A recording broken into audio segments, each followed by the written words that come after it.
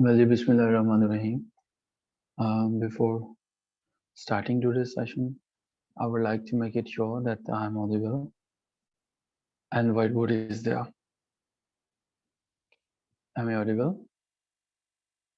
Just leave a message there in the chat box. Thank you so much. Okay, so the topic of today's discussion is Caroline Age. But before talking about Caroline Age, इससे पहले कि हम इसको समझना चाहें, Caroline as जो है वो होती क्या है या कैरोलिन एज से मुराद क्या है. It is very important for us to memorize some dates. The dates of the Carolingian age, they are very important. Precisely speaking, the Carolingian age was started somewhere in the month of March 1625, continued and remained intact till the beheadedness of Charles I. So ended in January 1649. So these are some details when we talk about Caroline age. But why this age is important?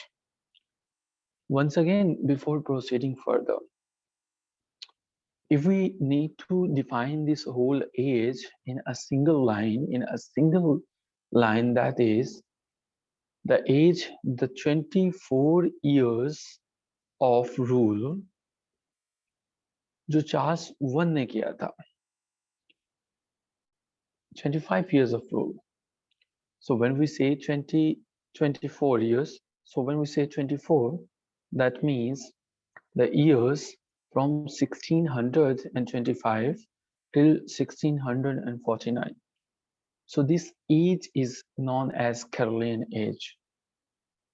लेकिन एक interview में question पूछा गया था, मैं आपको यकीनन discuss करना चाहूँगा, और वो ये था कैरोलाइन एज और कैरोलियन एज के अंदर क्या डिफरेंस है. सो कैरोलाइन एज हमारे पास जो है Carolean age versus Carolean age के अंदर क्या डिफरेंस है. So anyone would like to answer this question? What is the difference between Carolean age and Caroline age? इससे पहले कि हम इस सवाल का जवाब देखें, थोड़ा सा आगे बढ़ते हैं. कैरोलियन एज को समझने के लिए हमने ये तो समझ लिया तारीख में 1625 से लेके 1649 तक का जो ड्यूरेशन है वो कैरोलियन एज कहलाता है.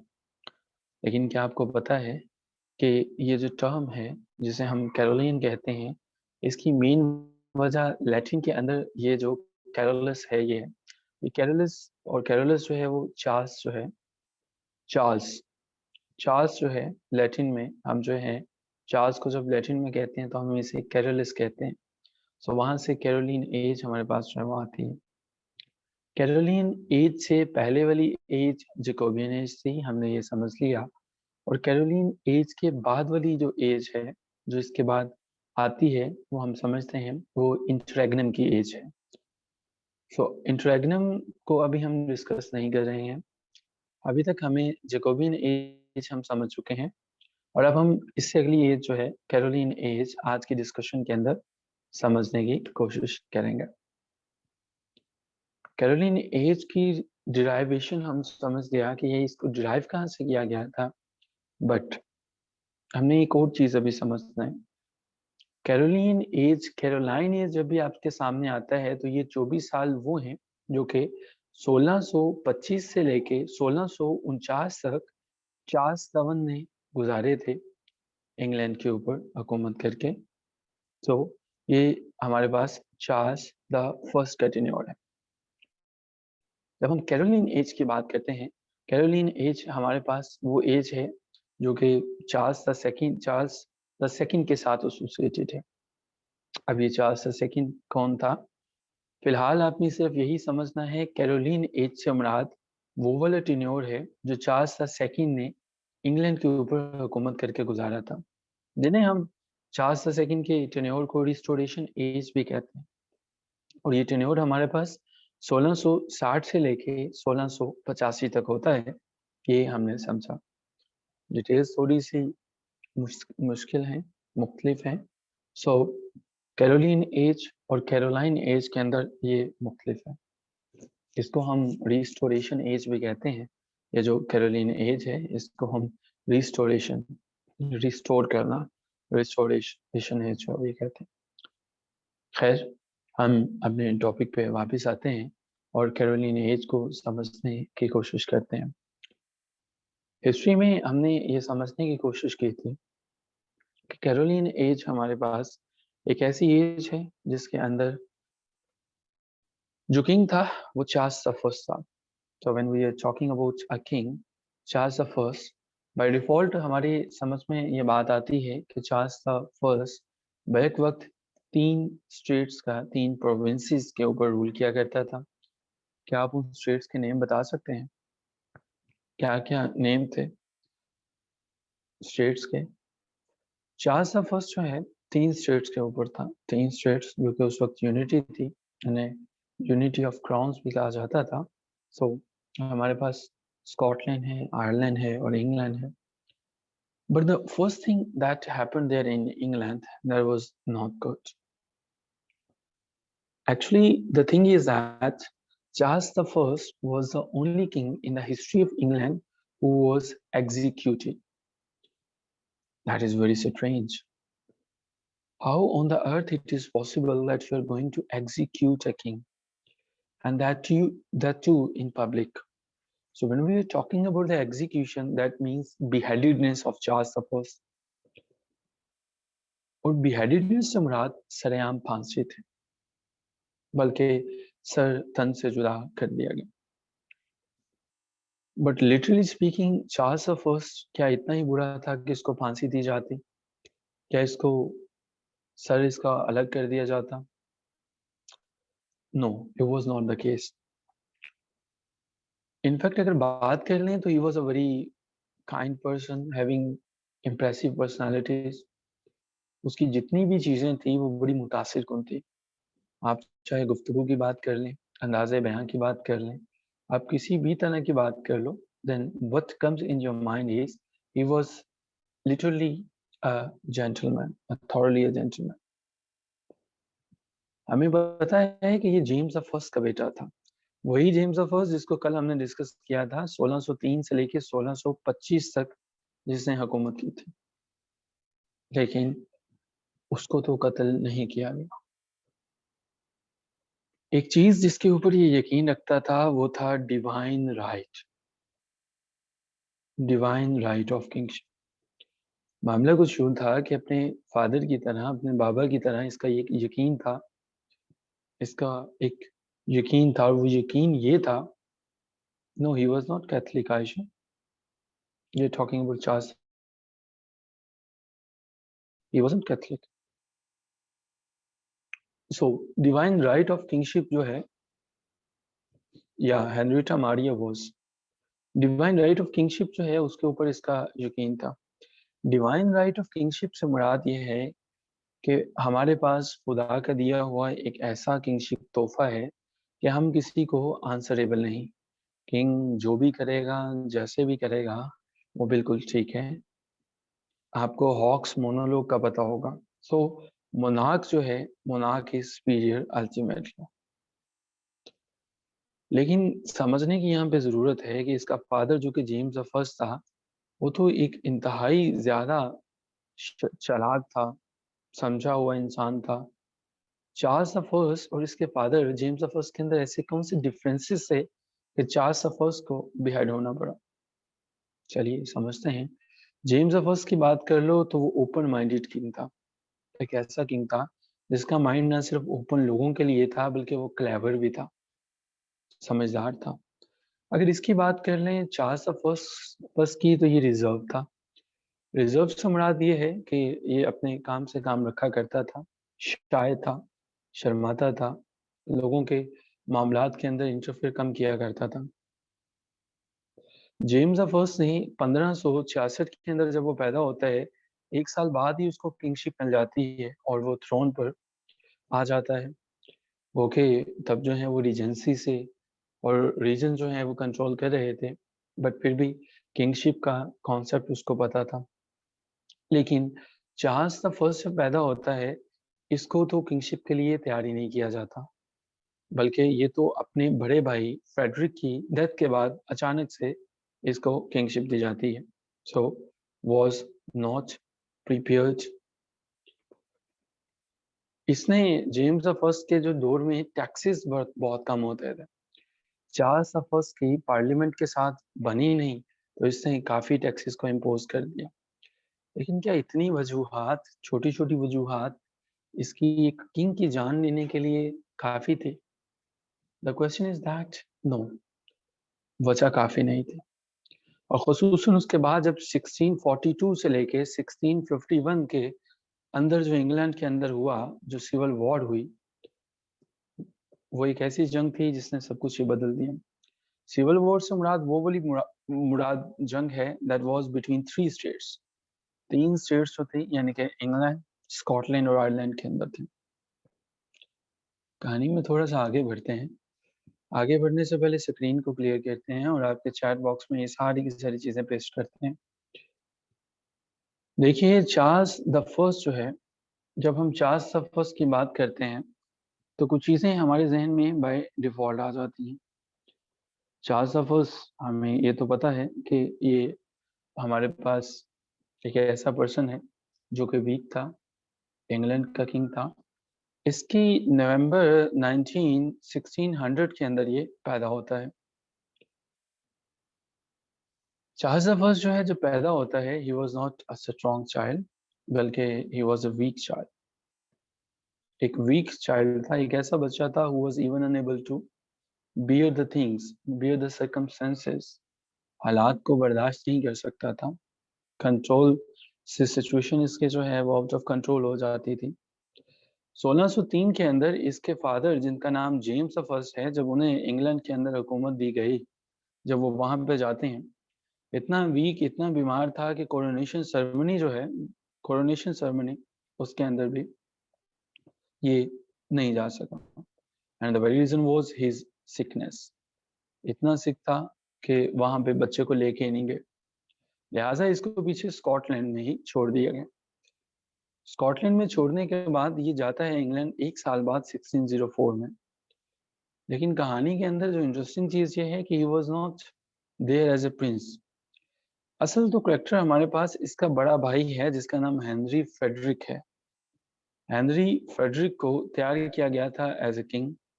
हेनरी फेडरिक कौन था? चार्ल्स फर्स्ट का बड़ा भाई था, एल्डर ब्रदर था। अब एल्डर होने की वजह से लाजमी सी बात है कि किंग के बाद ये चूंकि प्रिंस था, और किंग के बाद जो है इसी ने किंग बनना था। लेकिन 1612 के अंदर कुछ अजीब होता है। एक मिस्टीरियस सी डेथ हो जाती है हेनरी फ्रेडरिक की। कहा जाता है एक ऐसा फीवर था जिसने इसकी जान ले ली। तब 1612 के अंदर इसकी एज भी कुछ ज़्यादा नहीं थी, बल्कि 1612 में ये सिर्फ 18 ईयर्स का एक नौजवान लड़का था जब इसकी डेथ हो गई। अब मामलात जो हैं वो कुछ बिगड़ना शुरू हो गए। अब किंगशिप किसी न किसी को तो संभालनी थी, लिहाजा Charles the first name came there in the view. Charles the First was not a strong child. So when we are talking about the future king means someone who is having enough capability in his nerves to control all the things. But Charles the First, even his even his height was too low. सिर्फ 5 feet, ये इतनी मशहूर है कि Guinness book record के अंदर भी ये दर्ज है। सो वजूहात ये थी कि जब आप मेंटली या आप स्पेशल चाइल्ड होते हो, जब आप दूसरों से मुख्तलिफ होते हो, कुछ चीज़ें बाय डिफ़ॉल्ट आपके अंदर आ जाती हैं, जैसा खामोश रहना, दूसरों से अलग-थलग रहना, रिज़र्व रहना। आप मुख्तलिफ होते हो, क्योंकि आप खुद को मुख्तलिफ समझते हो। आप भले ही खुद को कितना ही इम्प्रूव करते चले जाओ और शायद आप अपनी उस स्पेशलनेस पे या डिफरेंटली एबलनेस को कभी ना कभी काबू भी पा लो, बट फिर भी कुछ चीज़ें ऐसी होती हैं जो हमेशा के लिए नक्श हो जाती हैं। With the passage of time, this person, Charles the First, improved himself. And this improvement was not temporary. His improvement was permanently. So, as we have mentioned earlier, James the First was the father of Charles the First. So being a father, definitely he once wished क्या मुझे Charles the first की शादी कर देनी चाहिए. तो Charles the first की शादी के लिए जो प्रपोजल सबसे पहले पॉइंट आउट किया गया वो स्पेन प्रिंसेस थी. स्पेन की शहजादी का नेम आउट किया गया कि चले हम वहां पे चार्ल्स द फर्स्ट की शादी करते हैं. पार्लियामेंट उन दिनों भी बहुत एक्टिव हुआ करते थे. पार्लियामेंट ने सबसे पहले अपना ऑब्जेक्शन रेज कर दिया कि ये शादी नहीं हो सकती. उसकी सबसे बड़ी वजह ये दी गई कि जब आप स्पेन की बात करते हैं तो स्पेन सारे का सारा कैथोलिक है और कैथोलिक अगर हम शहजादी से शादी करेंगे तो दैट मीन्स कि सारे के सारे हमारे जितने भी प्रीडिसेसर्स हैं इसके बाद जो इससे पहले जो थे और जो इसके बाद जो है वो आएंगे हमारे वो सारे के सारे इट मीन्स के सारे के सारे किंग्स जो हैं वो कैथोलिक हों. सो वो ये रिस्क नहीं ले सकते थे. They even talk about Bloody Mary के फिर तो प्रोटेस्टेंट जो हैं उनका कत्लेआम होगा. बट चार्ल्स और इसके फादर का एक ही यकीन था कि किंग जो है he is not answerable to anyone. लिहाजा उन्होंने तमाम चीजों को छोड़ा और they went and asked for the hands of the princess of Spain. चले गए स्पेन के अंदर जो है स्पेन के लोगों ने स्पेन के किंग ने और स्पेन के लोगों ने इनको ठीक ठाक अच्छा इस्तकबाल किया. बट उन्होंने कुछ डिमांड्स पुट कर दी कि all right Charles the first जो है he is a good person, हम शादी कर देते हैं but we have some demands. कुछ ऐसी डिमांड्स जिससे definitely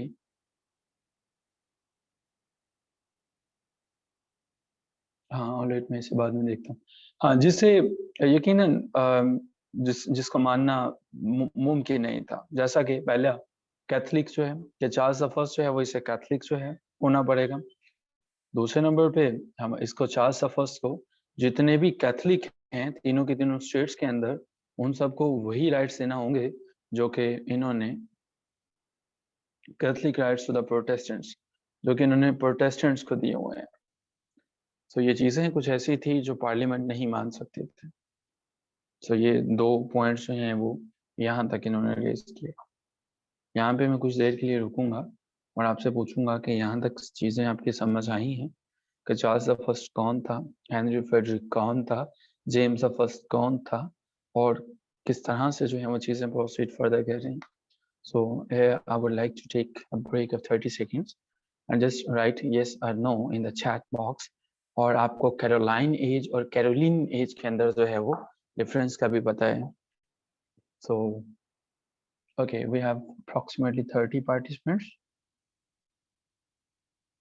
Okay, so let's move on and let's talk about other incidents that happened there. अब हमारे पास इसके बाद कुछ डिफरेंट ही होता है कि हमारे ड्यूक ऑफ बिकिंगम नाम हमें समझ में आता है. जेम्स द फर्स्ट के हर दौर में किंग्स और क्वींस के कुछ ना कुछ ऐसे लोग हुआ करते थे जो उन्हें ठीक ठाक मशवरे दिया करते थे क्या करना है क्या नहीं करना. एक टाइटल है जिसको हम ड्यूक ऑफ बकिंगम कहते हैं लेकिन इसका रियल नाम भी हम समझ लेते हैं. रियल नेम उस दौर में ड्यूक ऑफ बकिंगम जो है उसका रियल नेम था जॉर्ज विलियर्स. तो जॉर्ज विलियर्स जो हैं ये इनका टाइटल था Duke of Buckingham, first Duke of Buckingham. So he was very important person. When we are talking about the historical terms, he is very famous. He is not only famous, he is really notable for the principal court favors. He spent his maximum time with two kings. The first one was James I, and the second person was the child of James I. There was a Charles I. Let me tell you something important about the Duke of Buckingham, that having real name George Villiers, that James and his son Charles I, they gave very much importance to the decisions and the points of George Villiers as the Duke of Buckingham. So whatever he was saying, his whole suggestions they were considered very important. उनकी Buckingham की कोई भी achievement जो थी वो बड़ी remarkable लगती थी. And there are lot many other things. But yes, Duke of Buckingham is very important. So James the First का सारे का सारा जो करीबी साथी था वो ड्यूक ऑफ बकिंगम जिसे हम कहेंगे, जो कि रियल नेम इसका जॉर्ज विलियर्स है, बस आप इसको हम GV भी लिख सकते हैं. बड़ा करीबी साथी समझा जाता था. तो इन्होंने इसकी ड्यूटी लगा दी. तो ड्यूक ऑफ बकिंगम को कहा कि आप जो हैं वो चले जाइए, चार्ल्स को साथ ले जाइए, चले जाएं स्पेन में, और मेरे बिहाफ पे इनसे, स्पेन वालों से बात कीजिए. मैंने जैसा कि पहले आपको बताया था, जेम्स द फर्स्ट बहुत चालाक आदमी था. वो चीज़ों को समझता था कि मेरे स्पेन से ज़्यादा खतरा है, तो क्यों ना जहाँ पे खतरा ज़्यादा है वहाँ पे शादी कर ली जाए और स्पेन से सारी चीज़ें क्लियर हो जाए. मामला वहाँ पे बिगड़ा जब स्पेन वालों ने ये अजीबोगरीब अजीबोगरीब पॉइंट्स रख दिए और शराइत रख दी. सिचुएशन वहाँ पे क्वारलिंग की तरफ चले गए. सो क्वारल ड्यूक ऑफ बकिंगम जो है इसका झगड़ा हो गया वहाँ के मिनिस्टर्स के साथ. अब वहाँ से जो वापसी पे इनको कोई प्रपोजल में सीधा नो सुनने को मिला. पार्लियामेंट के लोग तो इनकी वापसी पे बड़े खुश हुए कि इनको यकीनन चले इनके साथ शहजादी नहीं है, इट मीन्स कि इनके साथ वो जो हम कैथलिक का डर था, कैथलिक प्रिंसेस नहीं है, तो बड़ा अच्छा है, बड़े मजे की बात है, शुक्र है वो नहीं आई. लेकिन ड्यूक ऑफ बकिंगम को अपनी ये इंसल्ट जो है वो बर्दाश्त नहीं. इसने आके इंसाइट करना शुरू कर दिया जेम्स द फर्स्ट को कि हमारी जो इंसल्ट है इसका बदला, इसका मतलब ये है कि ये पूरी की पूरी इंग्लैंड की इंसल्ट है, 3 की 3 यूनिटीज या टेरिटरीज के इंसल्ट है, तो हमें इसके लिए कुछ जंग का इंतजाम करना चाहिए. खैर उसने जंग शुरू भी करवा दी 1624 के अंदर. लेकिन किस्मत की सितम ज़रीफ़ी देखिए कि जेम्स द फर्स्ट जो है वो 1625 में उसकी डेथ हो जाती है. मामला आता है चार्ल्स द फर्स्ट के हाथ में, वही शहजादा जिसके लिए शायद वो स्पेन की शहजादी के लिए हाँ करवाने गया था. लेकिन अभी जो है वो सिलसिला कुछ चेंज होता है. अब हमारे पास जो है श होता तो कुछ यूँ था, कि होना तो कुछ यूँ चाहिए था, कि अब जो है वो ये प्रोटेस्टेंट के साथ जो है वो शादी करता है चार्ल्स द फर्स्ट. लेकिन अब की दफ़ा इसने एक खातून जिनका नाम हेनरिटा मारिया था, HENRIETTEMARIA, हेनरिटा मारिया. और हेनरिटा मारिया का नाम ही बताता है कि ये फ्रांस से है. हेनरिटा मारिया, हेनरिटा मारिया की एक दफ़ा एक पेपर में डेट्स भी पूछ ली गई थी, तो यकीनन मुझे यकीन है कि आप इसको याद रखेंगे. हेनरिटा मारिया जो हैं वो 1609 से लेकर 1669 तक जो है वो इनका टेन्योर है. Henrietta Maria, Henrietta Maria history में 2 वजूहात पे जानी जाती हैं.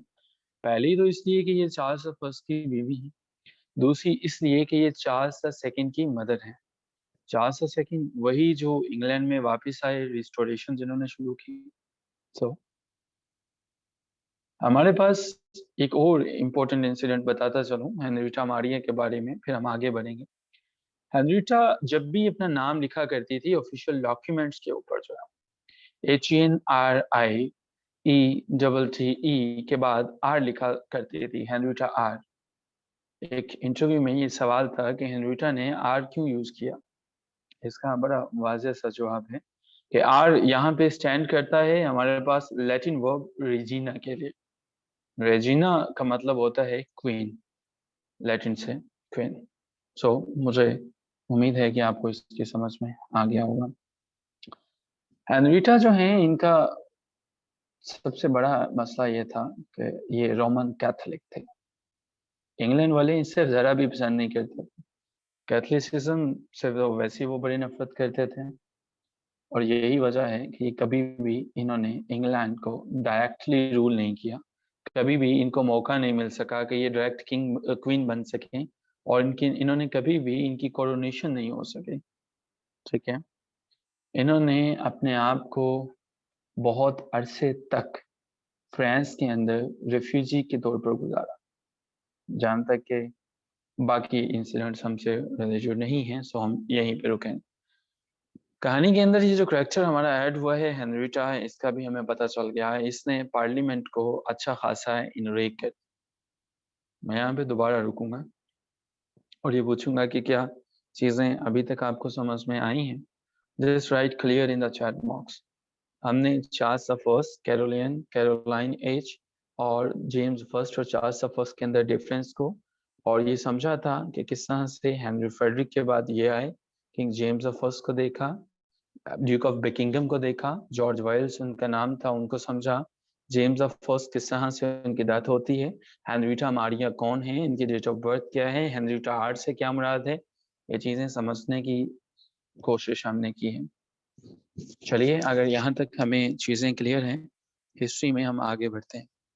हेनरीटा मारिया के बाद जब पार्लियामेंट को एक सेटबैक लगा, आखिर लगना भी चाहिए था, कैथोलिक से उन्हें सख्त नफरत थी और कैथोलिक ही जो है वो क्वीन आ गई। चीज़ें स्ट्रेंज होती चले जाती हैं। जून 1625 के अंदर कुछ यूनिक चीज़ें होती हैं। होता कुछ यूँ है कि ड्यूक ऑफ बकिंगम जो है वो अब की दफ़ा, चूँकि अब ड्यूक ऑफ बकिंगम और 2 ही लोग जो हैं वो अब हुकूमत के अंदर हैं। चार्ल्स द फर्स्ट तो बिल्कुल बादशाह है, किंग है, लेकिन कंट्रोल करने वाली जो पावर है वो ड्यूक ऑफ बकिंगम है। इन्होंने स्पेन के साथ जंग शुरू कर दी। स्पेन के साथ ये जंग डेफिनेटली शायद ये जीत भी जाते, लेकिन नेवल एक्सपीडिशन पहला ही नाकाम ठहरा। वजह सबसे पहले ये है, जंगों के अंदर फाइनेंस सबसे बड़ी वजह होती है। इनके पार्लियामेंट के साथ तो टर्म्स अच्छे थे नहीं। उसकी वजह यही थी कि ये समझते थे कि हमारे पास डिवाइन किंगशिप का रूल है, हम यही करेंगे, हम तो यही करेंगे। कैरोलिन एज और कैरोलाइन एज को, अच्छा हानिया इनका ज़रा आंसर कीजिएगा, सिद्रा साहिबा का आसान है, ये हानिया बताते हैं अभी आपको चैट बॉक्स में।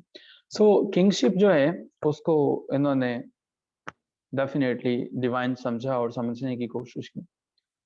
अब मामला ये था कि जैसे जैसे स्पेन के साथ ताल्लुकात बिगड़ते चले जा रहे थे, पार्लियामेंट की तरफ से रकम के लिए बिग नो जो है वो आना शुरू हो गया। नेवल एक्सपीडिशन जो है में एमन वो नाकाम ठहरी थी।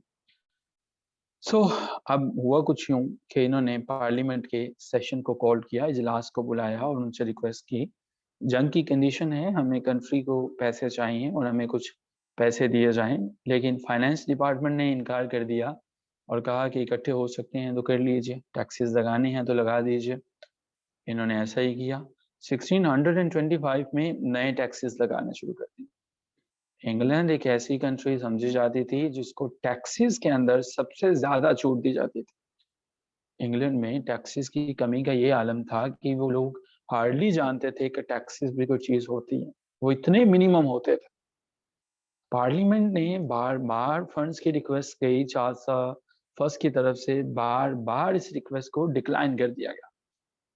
मरता क्या ना करता, उन्होंने कहा कि ठीक है, हम तुम्हें फाइनेंस में सपोर्ट कर देते हैं, हम तुम्हें पैसे दे देते हैं, जंग लड़ लो, लेकिन एक काम करना पड़ेगा। हमारी ये कंडीशन है।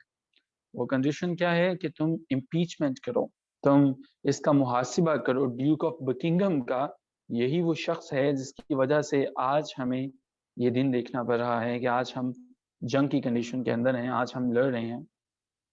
ड्यूक ऑफ बकिंगम का इम्पीचमेंट या एहतसाब करना तो दूर की बात थी, चार्ल्स द फर्स्ट ने उसके तमाम खिदमात के एतराफ़ में उसके रैंक को बढ़ा दिया। अब की दफ़ा उसका ड्यूक से बढ़ा के उसको चांसलर लगा दिया गया। चांसलर भी किसी आम यूनिवर्सिटी का नहीं, कैम्ब्रिज यूनिवर्सिटी का। सो इस चीज़ ने पार्लियामेंट को और इनरेक किया, पोस्ट बढ़ गई। लेकिन ये पोस्ट वो ज़्यादा देर तक एन्जॉय नहीं कर सकता, क्योंकि 1628 के अंदर उसको असैसिनेट कर दिया गया, उसका मर्डर करवा दिया गया, सियासी कत्ल हो गया। दोबारा वाक़यात बिगड़ना शुरू हो गए हैं। 1629 पार्लियामेंट जो है, अब ड्यूक ऑफ बकिंघम मारा जा चुका है। अब की दफ़ा पार्लियामेंट जो है वो कुछ चीज़ों एक्सचेंज कर रही है, कुछ ब्लेम कर रही हैं। उनका पहला ब्लेम ये है कि हमारे पास ये जो चार्ल्स द फर्स्ट है ये बहुत लीनियंसी दिखा रहा है, लीनियंसी दिखा रहा है कि इनकी तरफ टुवर्ड्स कैथलिक्स, और इसकी वजह यह है कि ये हेनरिटा मारिया के साथ उसकी शादी हुई हुई। ब्लेम गेम चलती रही, एक दूसरे पे इल्जामात का सिलसिला चलता रहा, और जैसे कि चौसर जो है वो लिखता है अपनी किताब द पार्लियामेंट ऑफ फूल्स के अंदर, वैसे ही ये बहसो मुबाहसा चलता रहा। बात 1629 से लेके 1640 तक के ईयर्स तक पहुंच जाती है। 11 ईयर्स वो वाले ईयर्स थे जब चार्ल्स द फर्स्ट ने कुछ इंपॉर्टेंट फैसले लिए। पहला फैसला उसमें यह था कि नो पार्लियामेंट, तुम लोगों ने कुछ अच्छा नहीं किया, लिहाजा आज के बाद मैं ही कंट्रोल करूंगा, चीजों को मैं ही देखूंगा। 11 ईयर्स, इसको चार्ल्स द फर्स्ट का पर्सनल रूल भी कहा जाता है, जिसके अंदर एक ऐसा रूल है कोई दूसरा इन्वॉल्व नहीं है। अब इसने कहा कि मैं करके दिखाऊंगा कि मुझे पार्लियामेंट की मदद की बिल्कुल जरूरत नहीं है। दूसरी तरफ इसने मामलात बढ़ाने शुरू कर दिए स्पेन और फ्रांस के साथ, और वो मामलात ये थे अब की दफा ये पीस उनके साथ चाहता था, और पीस के मामलात इसने बढ़ाना शुरू कर दिए। जंग तो पहले ही हार चुके थे, अब पीस की तरफ बढ़ना शुरू हो गए, और उसकी सबसे बड़ी वजह इसके पास नो फंड्स। ठीक है, इनको भी शायद पिछली हुकूमत चूना लगा गई थी, अगर वो इसके बाप की ना होती तो वो ये भी शायद यही कहता कि हमारे पास फंड्स नहीं है। खैर, फंड्स जब इसके पास नहीं थे तो गवर्नमेंट एक ही काम करती है, और वो टैक्सेस लगाना है। यहाँ पे भी टैक्सेस लगाना शुरू किए, बहुत से टैक्सेस लगाए। एक टैक्स बहुत मशहूर है जिसे हम शिप मनी टैक्सेस के नाम से जानते हैं, जिसे कोस्टल रीजन्स के अंदर लगाया जाता था, लेकिन पहले ये टैक्सेस तब लगाए जाते थे जब हालत जंग होती थी। सो Charles first 1629 died, so after 1629 you are talking about, नहीं ये तो 49 में शायद उमे एमन, अभी तक तो ये जिंदा है बेचारा, अभी तो हुकूमत कर रहा है, इसी ने तो टैक्सेस लगा रहा है। अभी आप इसको नाम आ रही है, अभी तो ये बेचारा टैक्सेस लगाने में मसरूफ है, टैक्सेस लगा लेगा फिर उसके बाद जाएगा। सो 1649 में जनवरी में इसकी डेथ होती। ओके जी, सो कोस्टल रीजन्स पे टैक्सेस को इम्पोज करना शुरू कर देता है। खैर, मामलात शायद समझने और सुलझने की तरफ जो है वो आते हैं। ड्यूक ऑफ बिकिंगम उम्मे ऐमन साहिबा, ड्यूक ऑफ बिकिंगम जो है वो उनकी डेथ होती है। मामला शायद किसी सुलझने की तरफ आ जाते हैं जब चार्ल्स द फर्स्ट को एक अजीबो गरीब इंसान ठहरा मिला। उसको जो है एक ऐसा इंसान मिलता है जो इसको अजीबो गरीब मशवरा दे देता है। वो इसका पर्सन का नाम जो है वो विलियम लॉज है। विलियम लॉर्ड इससे मिलने के बाद जो है विलियम लॉर्ड, इसकी डेट्स भी इंपॉर्टेंट हैं हिस्ट्री के अंदर। 1573 में पैदा होता है, 1649 में इसकी डेथ होती है। ये एक क्लर्जीमैन था, मजहब का बंदा था। क्लर्जीमैन जो है वो, अब जब मजहब का बंदा था तो इसने मजहब की बात ही करनी थी। ये चर्च ऑफ इंग्लैंड की रिप्रेजेंटेशन किया करता था। इसको arch of bishop Charles the first ने इसको 1633 के अंदर एक इम्पोर्टेंट रैंक दे दिया, और वो था आर्च बिशप ऑफ कैंटरबरी। ये एक टाइटल था, आर्च बिशप ऑफ कैंटरबरी। अब ये इसका काम क्या होता था आर्च बिशप का? इसका काम ये होता था कि चार्ल्स ने जो भी रिलीजियसली कहा, जो भी किया, जो काम भी वो लगाने जा रहा है, जो भी वो काम करने जा रहा है, वो सब का सब ठीक है। रिलीजियस रिफॉर्म्स जितनी भी हैं वो ठीक है। इसने एक मशवरा भी दिया, और इसका मशवरा ये था कि चार्ल्स क्यों ना हम पूरे के पूरे इंग्लैंड के ऊपर एक ही मजहबी किताब लगा दें जिसका नाम बुक ऑफ कॉमन प्रेयर हो। So book of common prayer से क्या मुराद है? नाम से जाहिर होता है एक ऐसी किताब जो सभी के लिए कॉमन हो। इससे पहले कि हम बुक ऑफ कॉमन प्रेयर की तरफ बढ़े, एक छोटा सा पॉइंट समझ से जाइएगा। इसकी इस कंट्रीब्यूशन की वजह से जिसने इंग्लैंड को बहुत तबाह किया, इसको इनाम दिया गया था 1640 में। इसके मर्डर की सूरत में इसको कत्ल कर दिया गया था, और इसको कत्ल करना पार्लियामेंट का काम था। तो कत्ल हुआ था 1649 में। सो बल्कि 1640 में ये अरेस्ट हुआ, और 1645 के अंदर इसको किया गया, मर्डर किया गया। ये आर्च बिशप का था। इनके कारनामे को ज़रा तफ़सील से समझते हैं। चैट बॉक्स के अंदर जितने भी पॉइंट्स हैं वो मैंने वहाँ पे कॉपी कर दिए हैं, आप नोट करना चाहें तो कर सकते हैं। इस तफ़सील से समझने के लिए हमें कुछ शायद ड्रॉ करना पड़े। हमें 3 स्टेट्स को समझना पड़ेगा। हम जानते हैं कि उस वक़्त 3 यूनिटीज़ हुआ करती थी, सबसे पहले स्कॉटलैंड था, उसके बाद हमारे पास जो है वो इंग्लैंड था और इंग्लैंड के साथ हमारे पास आयरलैंड था। हुआ कुछ यूँ था कि बुक ऑफ कॉमन प्रेयर या मज़हबी किताब एक ऐसी जब लागू कर दी गई थी, हम ये जानते हैं कि स्कॉटलैंड के अंदर ज़्यादातर जो लोग थे वो प्रोटेस्टेंट थे। और जब हम बात करते हैं इंग्लैंड के अंदर, तो इंग्लैंड के अंदर जो है, जो ज़्यादातर जिस सेक्ट से ताल्लुक़ रखते थे, वो एंग्लिकन थे और आयरलैंड तो मशहूर था कैथोलिक के लिए। सो ये चीज़ें हम समझते हैं कि 3 मुख्तलिफ तरह के लोग, 3 मुख्तलिफ मकतब फ़िक्र के लोग वहाँ पे मौजूद थे। अब तीनों के एतराज़ात थे। पहला एतराज़ स्कॉटलैंड वालों की तरफ से था।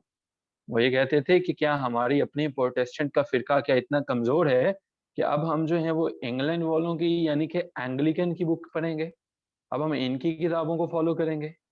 इंग्लैंड वालों को लगता था कि ये सारे का सारा काम करवा रही है जो कैथोलिक क्वीन है। चूँकि वो कैथोलिक है, कैथोलिक क्वीन ने ये काम करवाया है और काम करवाने के बाद उसका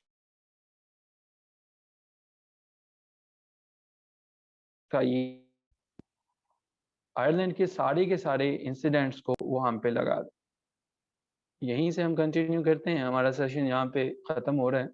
कुछ सेकंड्स के बाद हम दोबारा इसको जॉइन करते हैं, समझने की कोशिश करते हैं इससे आगे क्या हुआ। उसी लिंक से क्लास को जॉइन करेंगे, यहीं से स्टार्ट करते हैं। सो जॉइन कीजिए और यहीं से कंटिन्यू करते हैं।